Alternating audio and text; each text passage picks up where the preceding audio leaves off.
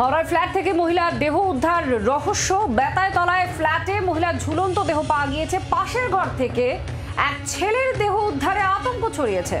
অচৈতন্য অবস্থায় আরেক ছেলেকে উদ্ধার করেছে পুলিশ। এই ঘটনার তদন্ত শুরু করেছে হাওড়া সিটি পুলিশ। হাওড়ার বেতাই তলায় ফ্ল্যাটে মহিলার ঝুলন্ত দেহ উদ্ধার হয়। পাশের ঘর থেকে আরেক ছেলের দেহ উদ্ধার হয় এবং অচৈতন্য অবস্থায় আরেক ছেলেকে পুলিশ উদ্ধার করে। গোটা ঘটনায় রীতিমতন আতঙ্ক ছড়িয়েছে। কিভাবে মৃত্যু খোঁজার চেষ্টা করছে পুলিশ, ঘটনার তদন্ত শুরু করেছে হাওড়া সিটি পুলিশ।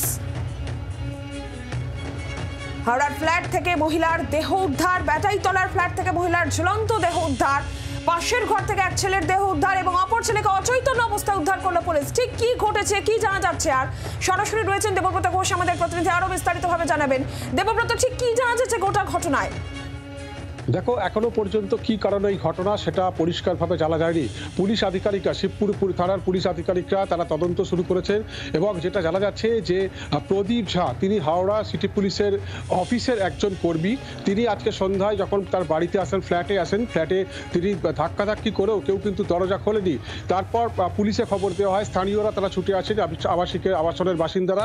দরজা ভেঙে যেটা দেখা যায় যে তার স্ত্রী, অর্থাৎ প্রদীপ ঝার স্ত্রী, তাকে ঝুলন্ত অবস্থায় দেখা যায়। পাশাপাশি তার পাশের ঘরেতে তার দুই সন্তান, তাদেরকে অচৈতন্য অবস্থায় উদ্ধার করে পুলিশ এবং তিনজনকে উদ্ধার করে হাসপাতালে নিয়ে যাওয়া হয়। চিকিৎসকেরা তার স্ত্রীকে মৃত বলে ঘোষণা করেন এবং বড় ছেলেকে মৃত বলে ঘোষণা করেন।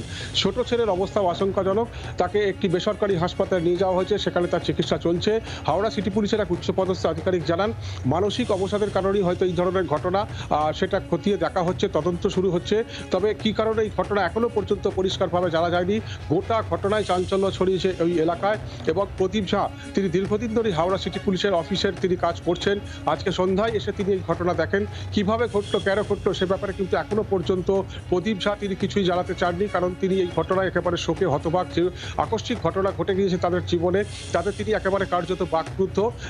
এখন হাওড়া সিটি পুলিশের উচ্চপদস্থ আধিকারিকরা, প্রতিবেশীরা কিছু বলতে পারছেন? কোন রকম এমন কিছু তারা দেখেছেন দিন কয়েক ধরে বা লক্ষ্য করেছেন এই পরিবারের মধ্যে কিছু হচ্ছে যেখানে এই ঘটনার সঙ্গে কিছু সূত্র পাওয়া যাচ্ছে?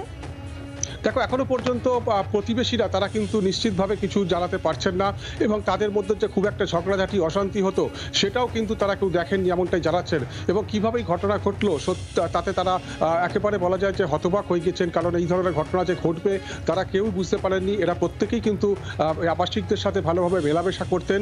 তবে কোনো মানসিক অবসাদ, সেটা হয়তো আর্থিক অনটন বা অন্য কিছু হতে পারে, সেই ক্ষেত্রে এই ঘটনা ঘটে থাকতে পারে।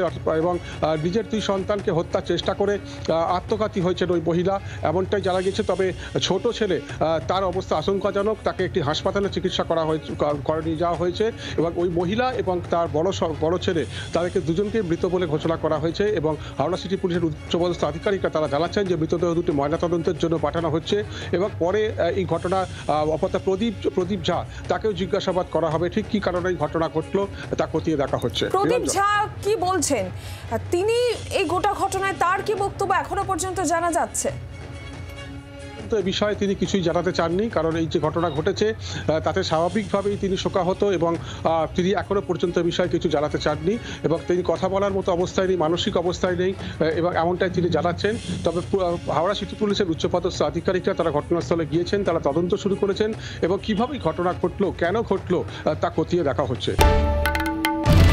বাংলার আওয়াজ, বাঙালির আবেগ, জি 24 ঘন্টা।